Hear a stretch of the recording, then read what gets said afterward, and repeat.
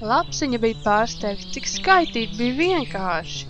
Ja viņa kādreiz kaut ko nesaprata, tad prasīja padomu draugiem un skolotājai Pūcei. Atkal mācīties bija viegli, un brīvdienās varēja spēlēties vienā laidā. Rudītei un Pakainim bija apnicis spēlēt bumbu divatā. Brālīši Ezīši joprojām meta kūliņus, bet Minka, ja kādreiz atnāca slinks, nauduļoja saulītē. Nāc spēlē. Pakains aicināja, bet Minka tikai apvēlās uz otriem sāniem un snauda tālāk. Viņa ir tik apaļa, ka nevarētu pat kūleni apvelt.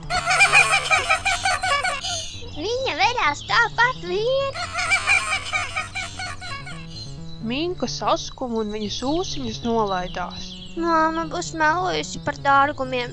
Man vajadzēja palikt mājās. Viņa domāja. Rudīte pakasīja austiņu, paprātoja un piedāvāja Lektra lecamāku.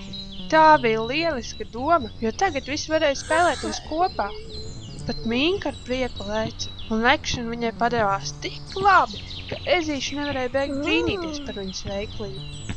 Ar laiku palika augstāks un koki sāka dzeltēt. Mežs sāka smažot pēc sēnēm, bet no kokiem bira lapas. Aizvien ātrāk mežā sāk iezagties nakts. Zvērēni sāk bost spalviņas un šaukāt deguntiņas, jo bija taču augsts.